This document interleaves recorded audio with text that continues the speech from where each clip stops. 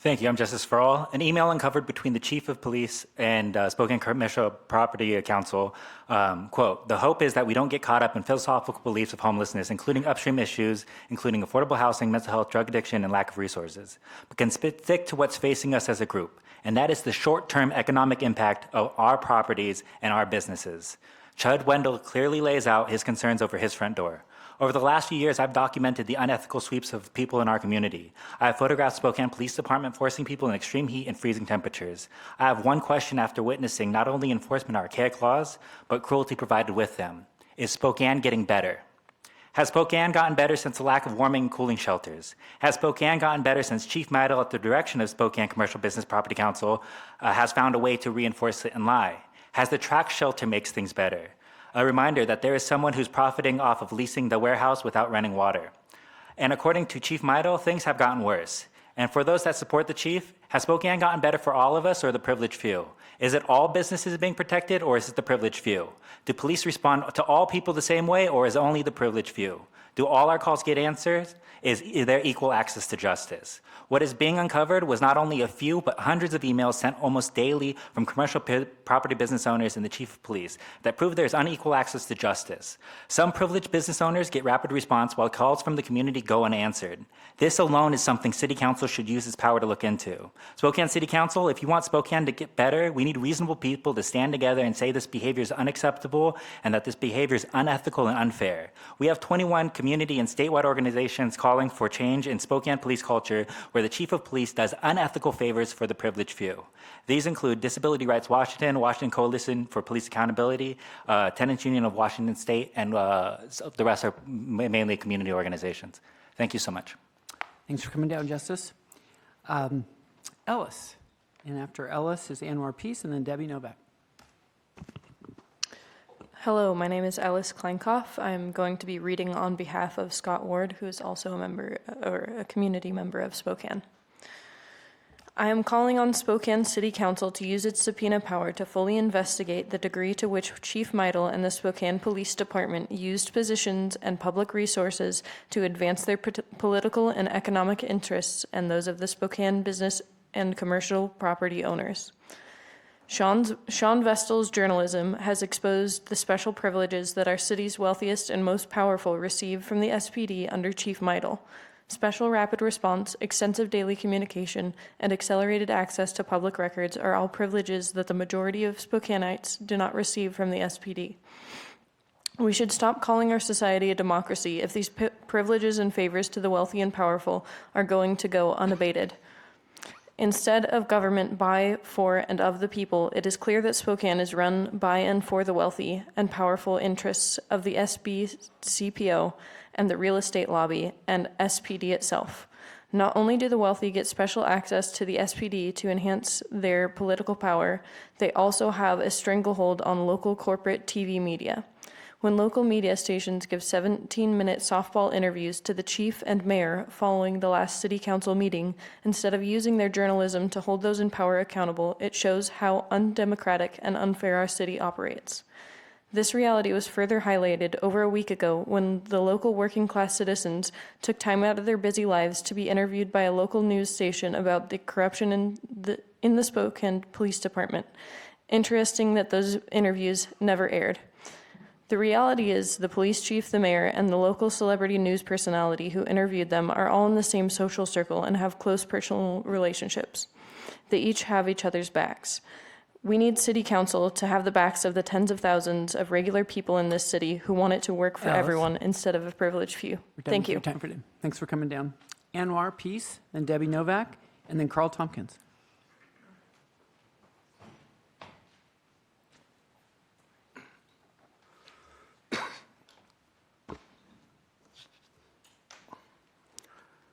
Good evening. My name is Anwar Peace, a 23-year police accountability expert. And I am not anti-police, but I am pro-impacted families. Under the tenure of the police chief, 18 beautiful souls have been killed at the hands of his officers, which means that 18 families have been touched by police violence. And yet, The chief has never reached out to those impacted families in the same way the chief has communicated in his hundreds of emails with the Spokane Business Association. Maybe if the chief had engaged with those impacted families in September, SPD wouldn't have become the second deadliest police force in the nation, now ranked the fourth. This chief recently stated that after a $4 million settlement with officers that have a track record of multiple shootings, while defending them, the chief said that he didn't anticipate the settlement leading to any changes in his department policies or procedures. This is the chief's quote. "We don't want the community feeling like officers are making reckless decisions. We need our community to trust us. In order for them to do that, we need them to look at all of these incidents and do a deeper analysis of the information and then formulate their opinion, not just based on what the settlement is. The next settlements to come under the tenure of the chief will be over the 2 officers that have been convicted of 3 rapes. Or how about the other officer that raped another fellow officer? Or plus, there's also an officer that's banned from the Washington State Training Facility for sexual harassment patterns. So the question must be raised, why is police leadership allowing this behavior to go forward? If you have questions about that police leadership that's let that go forward, please sign on with the sign-on letter for the 23 or 20 some odd community groups asking for new leadership. Thank you for your time. Thanks for coming down, Anwar. Debbie Novak, then Carl Tompkins, and Dave Bilson. Welcome. Hello, Council President Beggs and council members. I'm Debbie Novak, mother of David Novak, that was shot and killed by Spokane police officer Brandon Rankin. I am thinking this is a good time to fill you in on how I and my family was kept from information in regards to David's murder. It was 5 months from the time the investigation into David's death, the supposed investigation, in the press release. The press release was to announce the outcome of David's investigation, which we were not invited to. Chief Meidel said he did not know how to get a hold of me. This is simply not true. It would be 9 months before I would start to receive information in regards to David's death. It would take years for me to get the bulk of the information, and it would require court intervention for me to have my request honored. And then I hear about what happened to Councilmember Wilkerson and how a group of businesses downtown receive information that they're asking. Do you really grasp how hurtful and distrustful this appears to not only me and my family, but to the citizens you serve? I am asking you to somehow train or supervise this administration on how to properly disperse information and records, as there are one of 2 things going on here. Either they don't know the laws, the policies, and procedures that are currently in place, or they intentionally breaking the law. Which one is it? Or is it a combination of both? One last bit of information, it would be 3 days before SPD delivered to Attorney Bugbee body cams and reports after David's death. It would be approximately 1 week before a teenage boy from our local high school filled in my grandson on the details of his Uncle David's death, as his uncle, which is Officer Mark Brunell, had filled in his teenage nephew on the information. Do you understand the hurt and pain this kind of treatment does to a family? Do you? Please do something. Thanks for coming down. Please note, we can't. Megra Flatman, if you're on the line, if you could hit *3. All right. Thanks. I'm asking the council to. Yeah, go ahead. I'm asking the council Welcome. to please use your subpoena power to fully investigate how Spokane's administration, mayor, and police have not only criminalized homeless citizens' living conditions, but preferentially treated groups that align with their political goals. A business owner February 7th, 2021 wrote to you asking you to, and I quote, address the density of homelessness population. There are too many services, havens, and resources downtown attracting the homeless. Almost exactly 19 months later, after, quote, more than a year in the works, Trent Track Shelter opened, an inconvenient warehouse far out of the way where people are stacked like sardines and still do not have indoor showers or toilets. May 19th, 2021, the same man again emailed, and I quote, we must find a way to enforce sit and lie soon.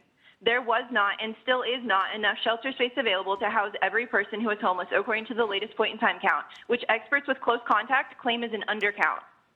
This person asked Spokane Police Chief Meidel to find a way to enforce an ordinance that is illegal when it criminalizes people for being homeless who have nowhere to go, and this person got his wish. Less than a month later in June, Chief Meidel assured him, and I quote, Captain Singley and his team are enforcing pedestrian interference, trespassing, and other laws. Last week, they cited over 80 individuals. This level of engagement will continue. In July 2021, this unjust treatment did continue, and I quote, 3 SPD units issuing pedestrian interference at Brown Viaduct. These campers are being questioned for pedestrian interference. Meidel wrote to Johnny Perkins about changing Brown Street Viaduct. He wanted to, and I quote, create a slightly narrower pathway which then prevents sleeping subject to pedestrian interference. Let me repeat, Spokane Police and administration colluded to criminalize people who have nowhere to go and who should be protected under Martin v. Boise. Homeless aren't the only ones who have suffered under the blatant favoritism the police show. Singley emailed officers asking them to target activists, and I quote, going forward, if you charge these 2 individuals, please set them to municipal court rather than community court. This is unacceptable. Please investigate this unethical pattern of discrimination. Thank you. Good evening. My name is James Leedy, and I'd like to talk about Police Chief Meidel and his massive amounts of emails, thousands of emails between him and the local business community. He does not give equal access to all citizens. It's preferential treatment. We can look at his emails between him and Chud Wendell, Sheldon Jackson, and many others, and see that at any moment they can email him and get anything they want. They can ask for specific information, and he'll return it. I tried that last week.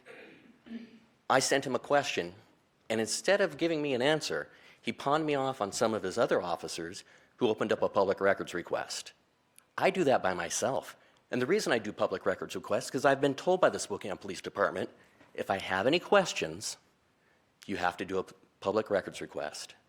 I look at the emails between Craig Meidel, Chief of Spokane Police Department, and these business leaders, and I can see that they continue to get things like databases made within a month on their behalf. And he does not give equal access. Mayor Woodward's personal email address is used in some of these. She knows about it, and she has not said a single thing about it. So I think that he's unfit to lead for Spokane Police Department. Thank you. Thanks for your testimony, Mr. Lee.